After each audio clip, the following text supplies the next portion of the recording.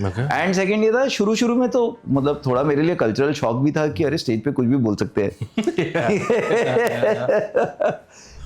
Creative was never the area where I was looking at a career. Right. I don't see that there is too much competition. Everybody has their own, their own following, their own set of, fan following, their own audience. तो वो फर्क नहीं पड़ता है कि और 4 comedian भी हैं, क्योंकि हिंदुस्तानी पॉपुलेशन बहुत है और हर जगह है. Oh, so you're performing in America. When can we see you on Netflix? And I said, right now. Hello and welcome to the comment section. My name is Abbas. आज हमारे जो गेस्ट हैं उनको आपने ज़रूर देखा होगा, उन्होंने सबको बहुत हंसाया है. He's a rage online, he's a rage at live shows. I'm talking about the one and only Amit Tandon. Amit sir, welcome to comment section. Thank you, Abbas. आपको याद है आप मुझे पहली बार कब मिले थे और कहाँ मिले थे? ये मैं आपकी थोड़ी मेमोरी टेस्ट कर रहा हूँ. This is a long time ago. नहीं, ऐसा मुझे याद नहीं. It was 2013 में मेरे ख्याल से. I was interning with East India Comedy. Okay. आप आए थे शो में पवई में. आउट ऑफ द ब्लू करके एक रेस्टोरेंट हुआ करता था. हाँ. They used to put up shows there. And you had come to do, I think, a special. Okay. And that's when I met you for the first time. Okay. और अब मुझे यकीन नहीं हो रहा कि 12 साल हो गए. And we are sitting again face to face. तो आपकी बहुत लंबी जर्नी रही है तब से अब तक. पर आप खुद एक पॉडकास्ट करते हैं जिसका नाम है 4 यार. मैंने उतनी प्रेप और उतना कुछ नहीं किया है. मैंने प्लान किया था कि मैं बैठ के आपसे आपकी कहानियां सुनूंगा. हाँ जी. तो अभी आप जब देखते हैं अपने आप को एज अ कॉमेडियन 2025 में, क्या होता है ऐसे दिन में 1-2 दफे जब आप देखते हैं कि यार अब मैं कहाँ पहुँच गया हूँ? Do you feel satisfied with where you are in your career? I am very very happy. In fact, a lot of times when I sit down, I can't believe कि यहाँ पहुँच गए. क्योंकि कभी कोई प्लान नहीं था ना. Right. मैंने तो एज अ प्रोफेशन भी नहीं शुरू किया था. जब हमने 2010 में शुरू किया था तो I started it purely as a hobby कि अपना काम बिजनेस चल रहा है ये साइड पे. तो तब हमें थोड़ा पता था कि कॉमेडी इतनी बड़ी हो जाएगी. तब तो 15-20 लोग भी अगर बैठ के सुन रहे बिना खाना खाते हुए, वही हमें लगता था यार बहुत बढ़िया हो गया. तो अब जहाँ हैं, I am very thankful and very pleasantly surprise कि कहाँ तक पहुँच गई है. Lot of gratitude. तो उस वक्त पे मैं भी कॉमेडी करने की कोशिश कर रहा था अराउंड 2011-2012. और उस time I was I think 24 और 25. उस वक्त मुझे याद है comedians in your age range, it was you, it was Atul Khatri and probably 1 or 2 more.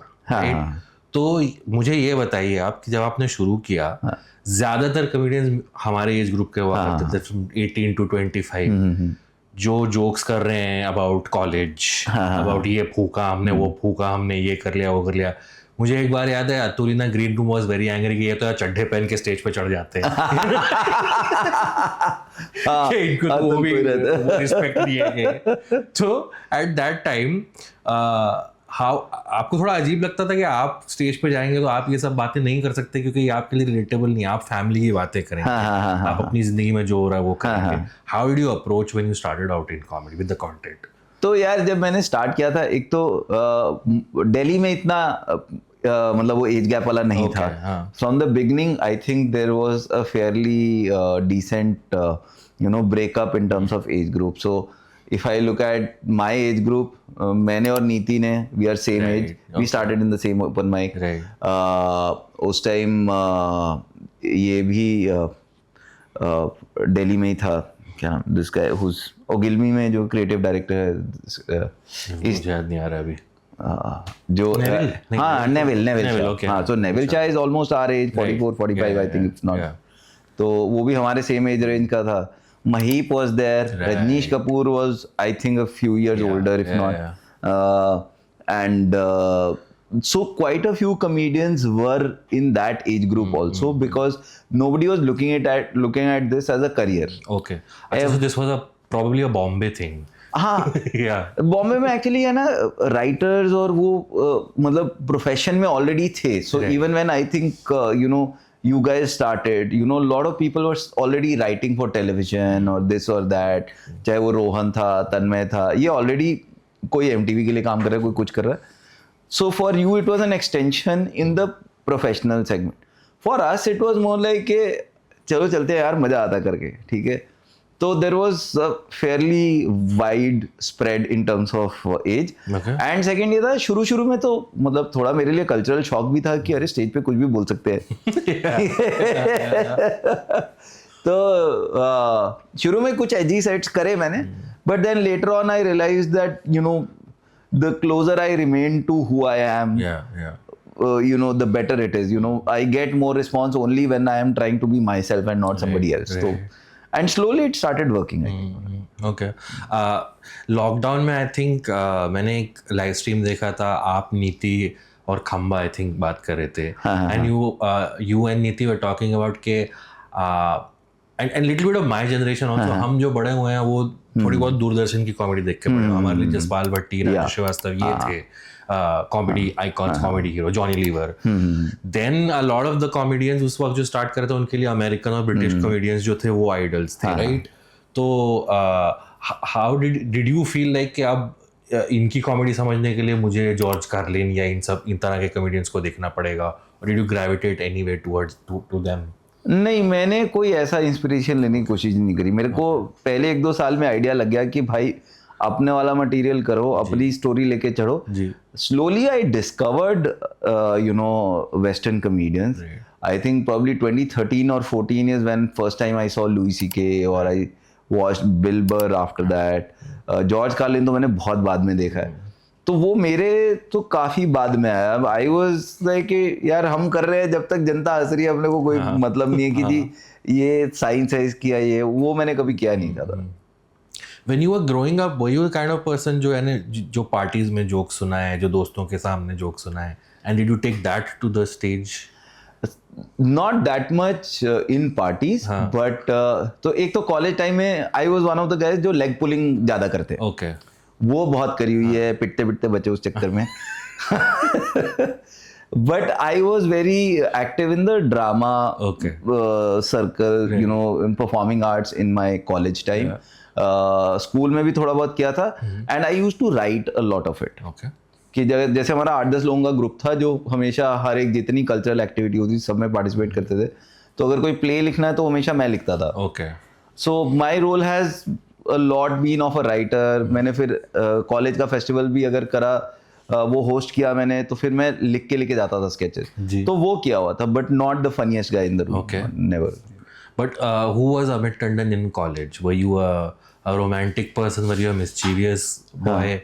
Or were you someone who was like के मैं जो माँ बाप को चाहिए जो करियर है वो तो चलेगा, साइड में तो थोड़ा बहुत ये सब मस्तीखोरी करते हैं. हाँ, तो मेन वही कि माँ बाप को जो चाहिए, कि माँ बाप ने बोला है कि मैकेनिकल इंजीनियरिंग करनी है तो मैकेनिकल इंजीनियरिंग करने गए, बाकी साइड में जो कर लिया ठीक है.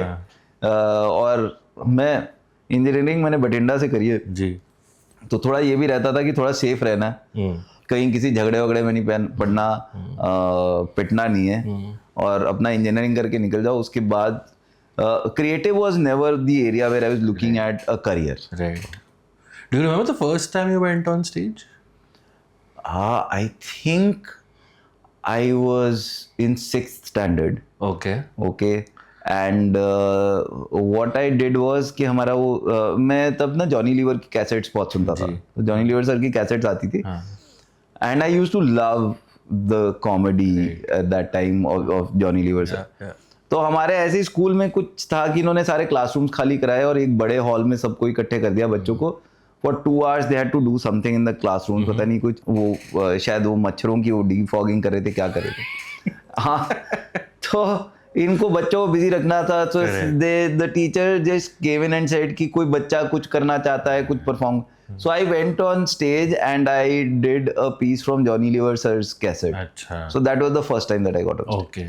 So before you moved to Bombay, so from whatever I have seen of you, और मतलब scene में भी यही चीज़ ज़्यादा prevalent है, that you are quite a humble guy. You seem like someone who's had a very simplistic upbringing. और especially जो शुरुआत में जो स्टैंड अप कॉमेडियंस की वेव थी, जहाँ थोड़ी बहुत भी फेम मिल जाए तो एक को सर पे चढ़ जाया करती थी. बट अब आप खुद का बिजनेस जो शुरू किया है with you have a set business, you have your family, दूर से देखा जाए तो मतलब आपकी जिंदगी ऐसे लगती है कि वो आइडियल मिडिल क्लास जिंदगी जो होती है, now you are stepping into a world जिस जो बड़ी चकोचौंध वाली है, और उसको शोबिज कहा जाता है, और यहाँ पे तो कट थ्रोट कंपटीशन है, सब कुछ है। कहीं आपके दिमाग में वो था कि भाई यहाँ अब यहाँ कदम रखा जा रहा है तो कुछ भी हो सकता है, कैसे उससे नेविगेट किया जाए? नहीं, इतना मुझे कभी लगा नहीं कि नेविगेट कैसे किया जाए। मेरा एक्चुअली यार मतलब वो हम्बल वाला भी नहीं, अभी ना वही आई स्टिल क्योंकि मैं till the age of 35 nobody knew me. हम मतलब अपना बिजनेस चला रहे थे, अच्छा पैसे कमा रहे थे, but nobody on the street would turn around and look at you, nobody asked you for a picture. तो अपने को तो यही बहुत लगता है यार। तो I am not humble, I am just very thankful कि भाई मतलब लाइफ चेंज हो गई यार, और क्या चाहिए लाइफ में। तो I feel I am getting more than what I ever expected. Okay, तो मेरा बेसिकली वो एटीट्यूड रहता है कि हाँ जो मिल रहा है बहुत बढ़िया है, अब जो आ रहा है सब is a bonus over what I ever thought.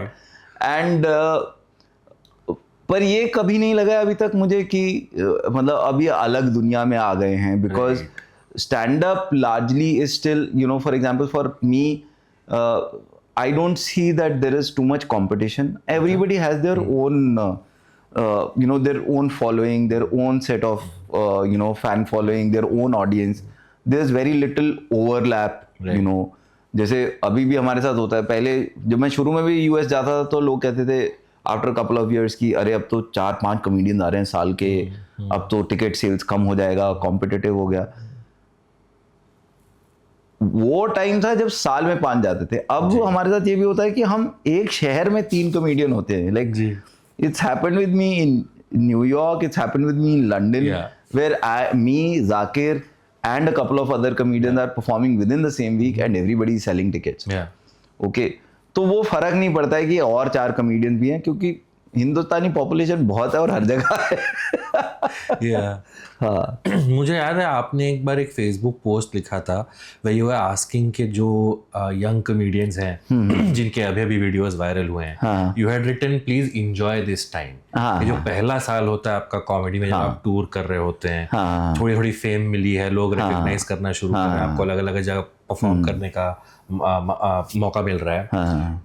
तो was 2017 probably that time for you where you were getting to see the world, getting to perform to different audiences? हाँ, वो it was like that's first year when you go viral is the year when you just can't believe what is happening with you, because for 6-7 years you've been just working 40 ticket बिक गए तो बड़े खुश हो, 30 ticket बिक गए तो खुश हो, लोग खाना खा रहे हैं उनके लिए, and then suddenly one day you walk on stage and 600 people are cheering for you और 1000 people are cheering for you.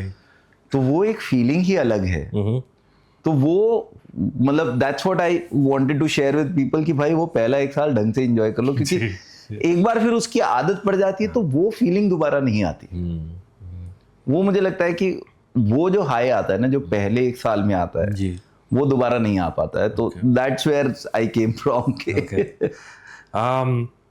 So you've been in comedy for about 15 years now. 2010 से 2025 हो गए हैं।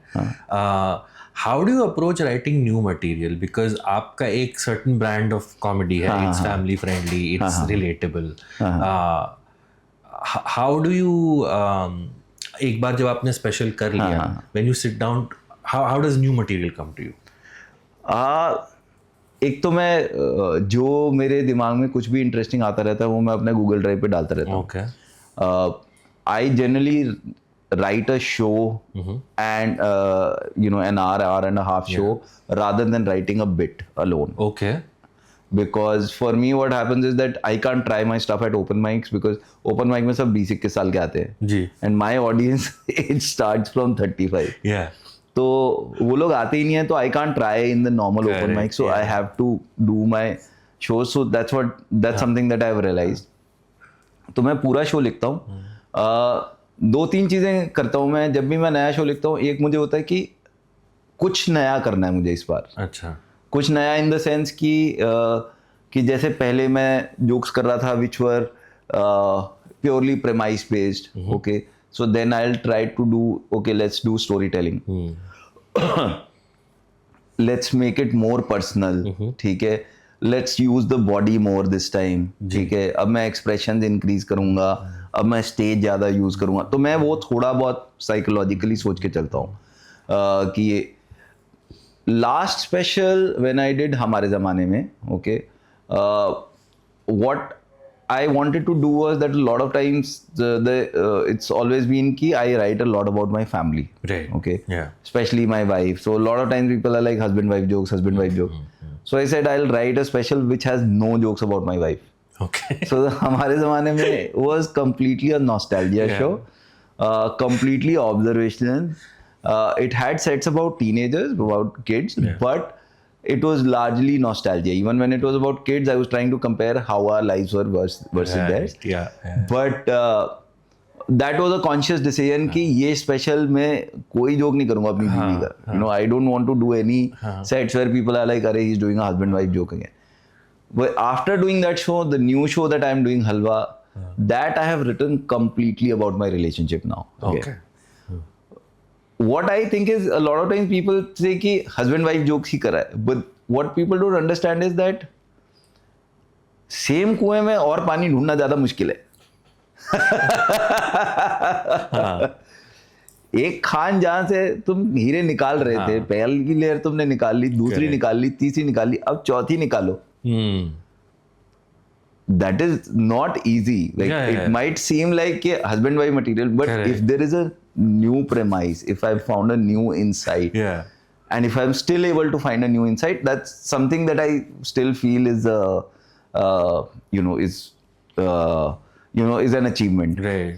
And second, what I also try to do is I try to write more about what is a question that I try to use a lot of times is that what has happened with me in the last 2 years that has never happened. Okay.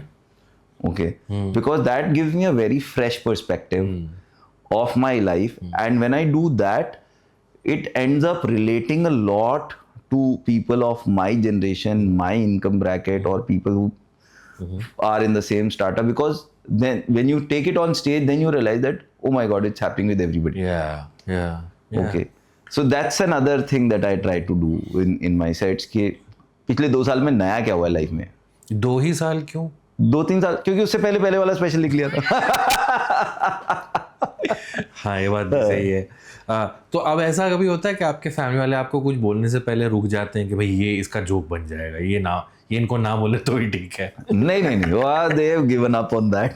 Like, जो बोल रहा है बोल भाई, पैसे आ रहे हैं यार, रिकग्निशन आ रही है, और क्या है. And consequently has it happened, ये भी आपके दिमाग में आता होगा ना कि अगला स्पेशल जो है वो बिल्कुल ही अलग हो.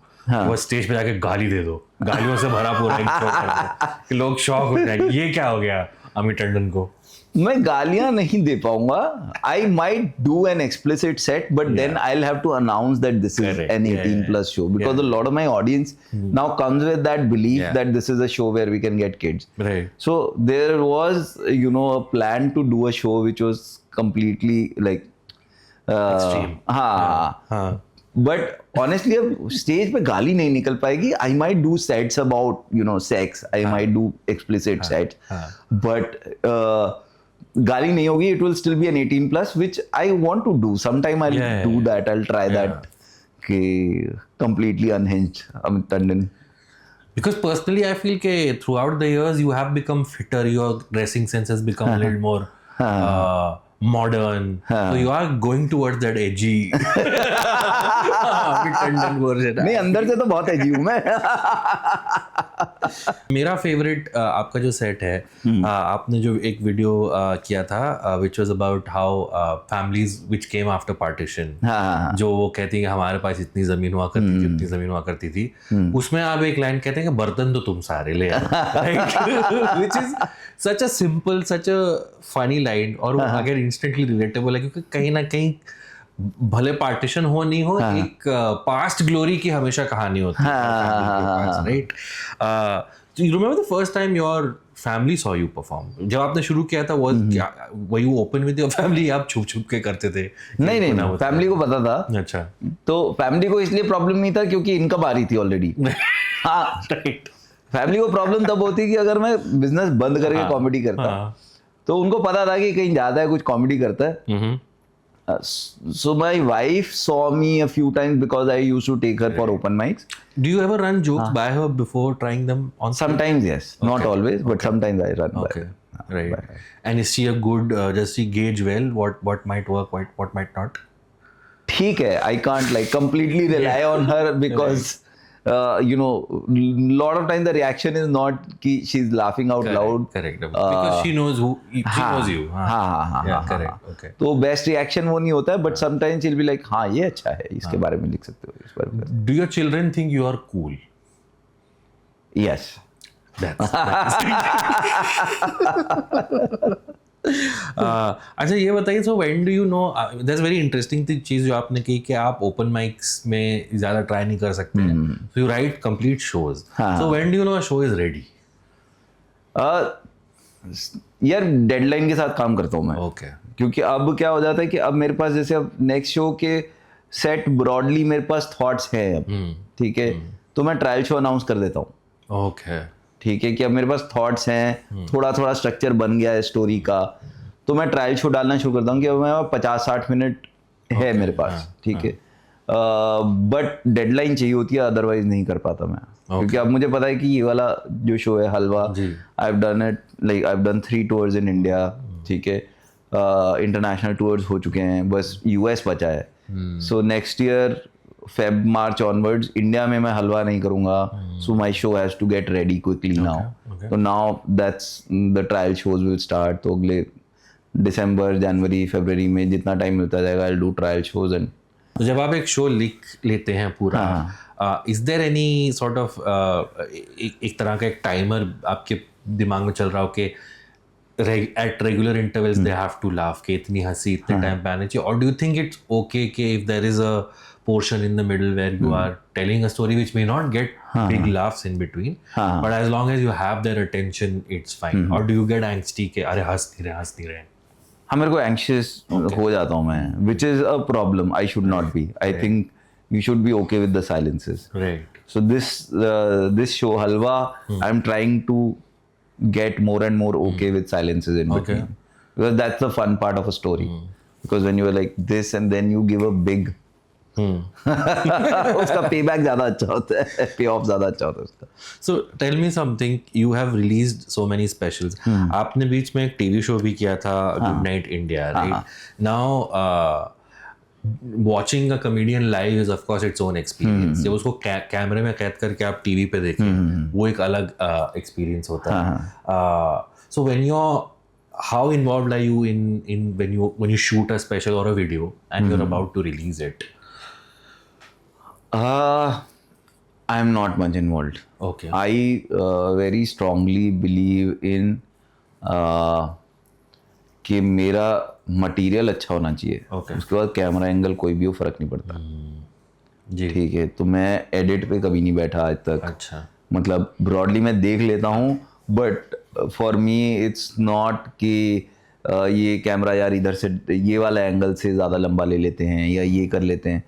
I can't do that at all. Okay. I just don't have that patience. Right.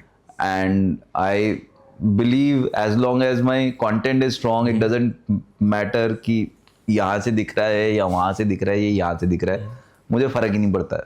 तो मैं उस पर एडिट पे बिल्कुल नहीं बैठता. Okay. So ये गुड नाइट इंडिया का एक्सपीरियंस बताया, because this was actually a show that was on TV and it was with a lot of other comedians. तो वो कैसे हुआ, how was your experience with that? it was a lot of fun in terms of learning. Yeah. Very frustrating also. Okay. Because you are dealing with so many people suddenly. Because comedian as a comedian क्या हमको आदत है, हमने अपने कपड़े पहने, अपना stage पे गए, टिकट बेची हुई है, हम परफॉर्म करेंगे, आ जाएंगे. ठीक है. अभी क्या है, मेरे कपड़े भी 4 जोड़ी कोई बता रहा है मुझे कि सर आप ये पहन लीजिए, आज ये वाला थीम है, आज ये वाला थीम है. ठीक है. 100 लोग हैं वहाँ पे सेट पे.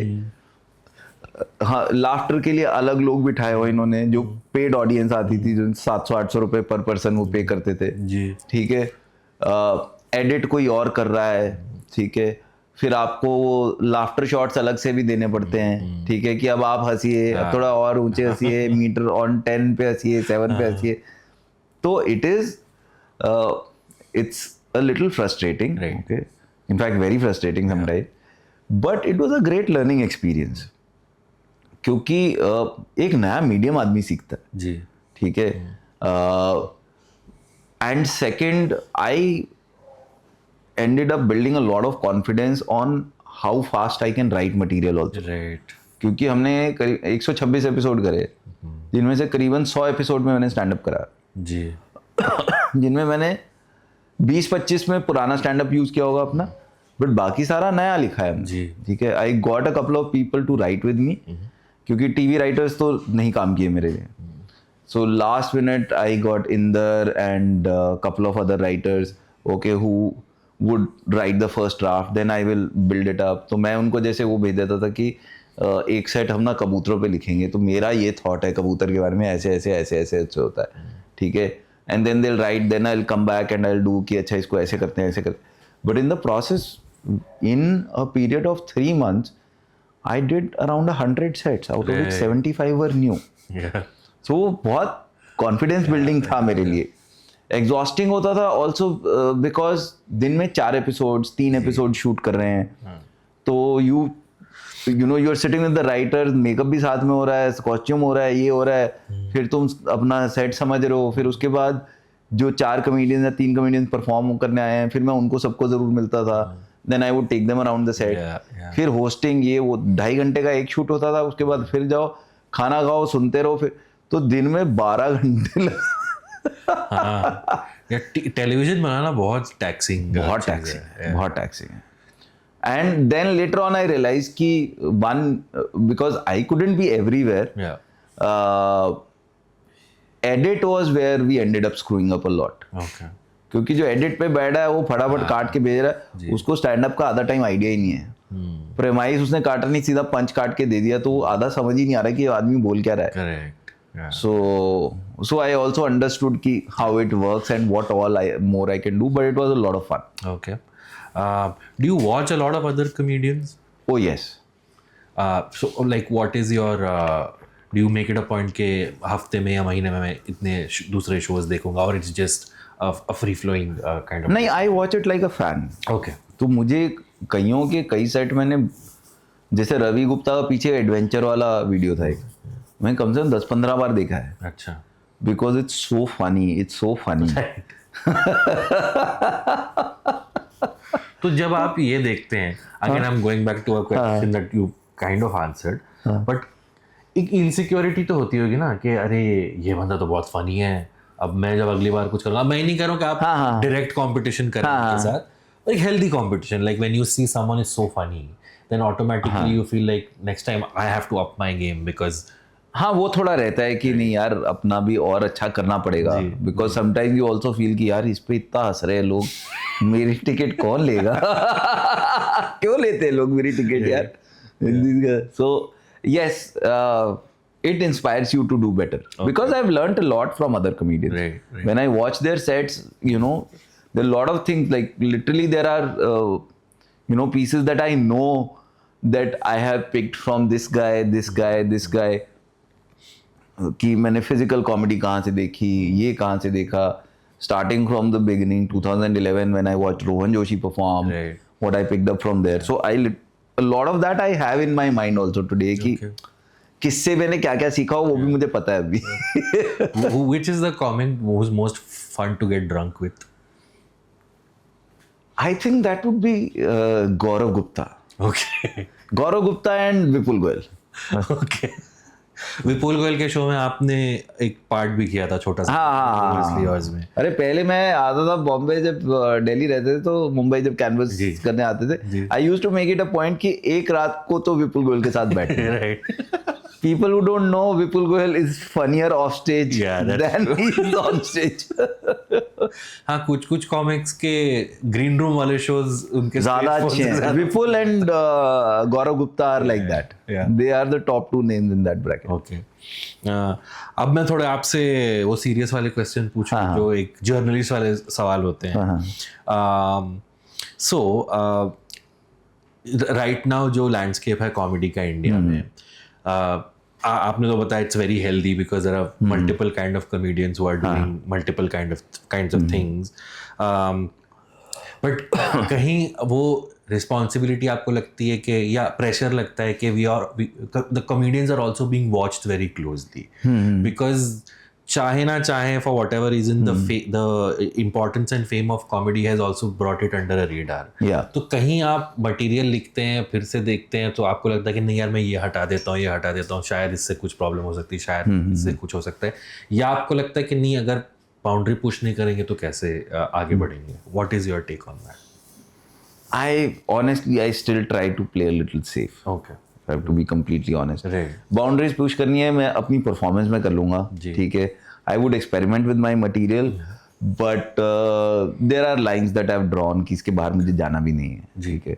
One in terms of thought भी कम ही आते हैं, पर आ भी जाए तो then I'm like रहने दो. मतलब the thing is कि मुझे होता है कि मुझे कॉमेडी करनी है और मजे करने हैं जी.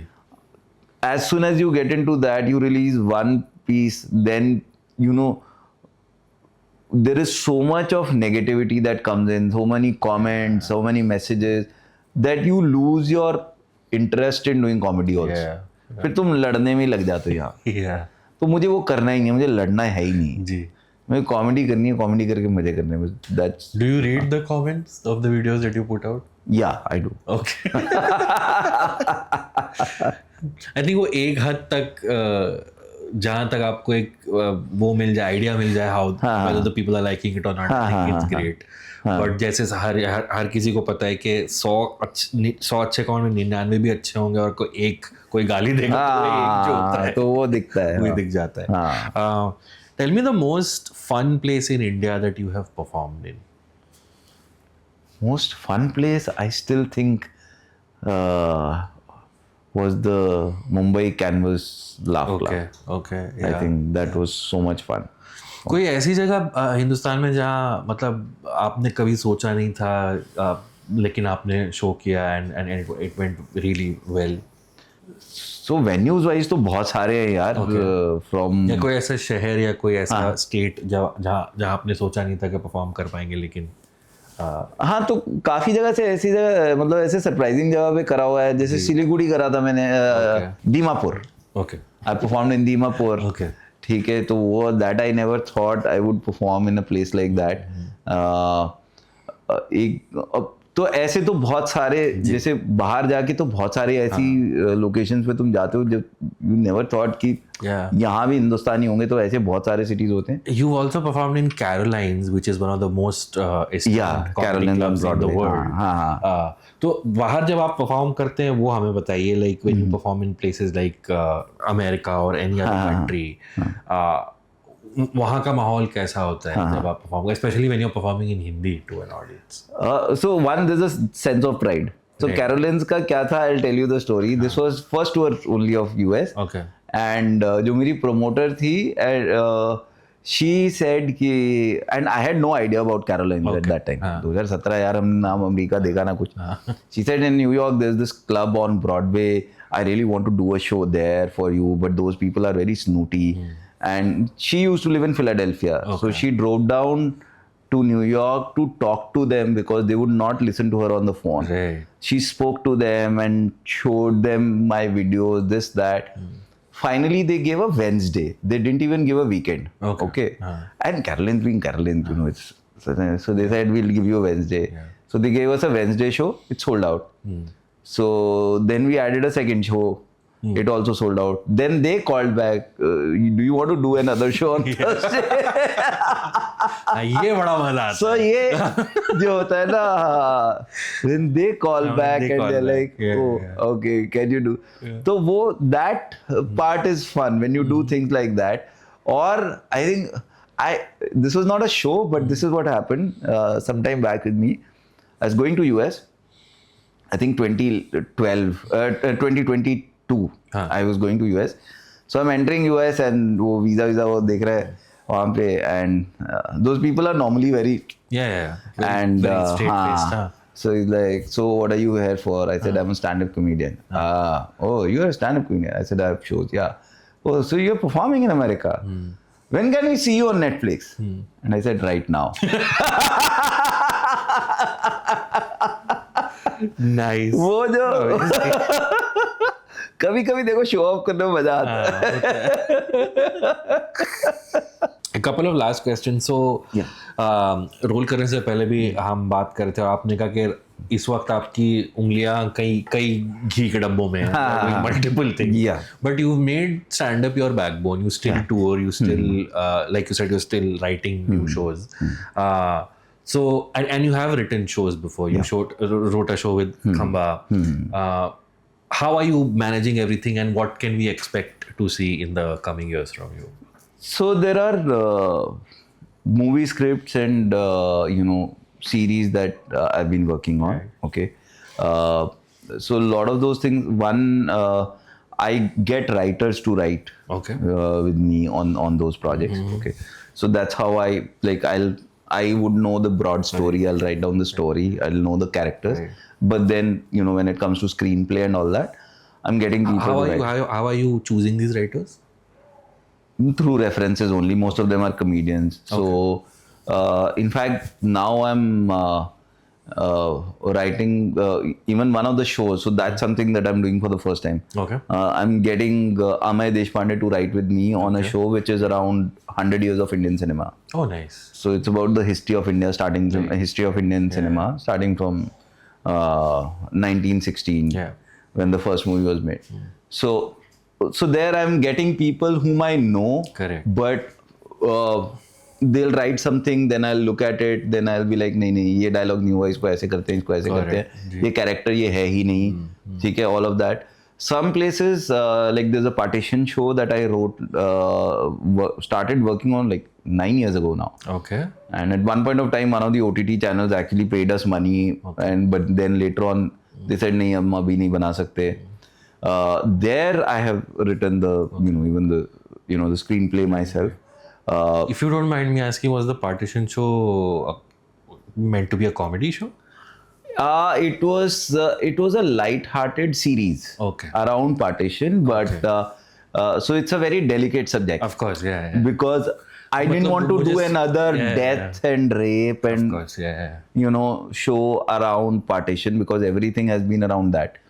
But I wanted to pick up things which were true. Got it. But would leave a smile on your face. They were not like, oh my God, what happened? Oh my God, what happened? But there are other aspects of partition which people have normally not covered. So I wanted to do that. तो वहाँ पे जो वो वाली चीजें हैं वो मैं खुद लिख रहा हूँ. जी. ठीक है, वो एक आधा इंसान साथ में होगा, but largely is my creative control. Rest I'm getting people to write with me and then we are pitching it. There is interest in quite a few stories. But अभी एक तो वैसे ही इंडस्ट्री भी स्लो चल रही है. And I am not able to give enough time also, honestly. So that's very good. And on the stand-up front, what can we expect from you आने वाले दिनों में? तो अभी स्टैंड-अप में एक तो नॉर्मल अपना नेक्स्ट शो लिख रहा हूँ मैं, ठीक है, which will largely be around my current life and all. But then there's this other show which first time I did in 2014. It's called Tandon Talkies. It was about Indian cinema, history of Indian cinema. So we are rewriting the show and I'm trying to make it bigger with light, sound, all of that. Nice. So thoda, ambitious project hai. So hopefully in the next 5-6 months it would be ready. So which we won't be able to do in smaller venues, but probably in larger venues. But it will be an experiential show. Okay. I'm very worried also about that show. I'm a little nervous about it. But if it comes out well, hopefully, so. Both these ideas actually sound very exciting. The partition show, whether or not it happens, it sounds like a great idea. And Tandon Talk is also, we'll be looking forward. और आप सबने इनके videos तो देखे ही हैं, so you know where to find him. Please find him on YouTube and the other various streaming sites where his shows are available. Amit, thank you so much. आपने Thanks, man. इतना Thank हमको you, वक्त Abbas. दिया. And we hope to have you back sometime where we'll talk a lot more about comedy. क्योंकि बहुत सारी चीज़ें बात करने के लिए. ठीक Thank you so much, Amit. Thanks, Abbas. Thank you. Thank you. Hi, this is Amit Tandon, and I had an amazing chat with Abbas today. So like the video and leave a comment in the comment section. और channel का नाम भी comment section ही है, तो इसको comment section को like, share और subscribe भी कर लीजिए.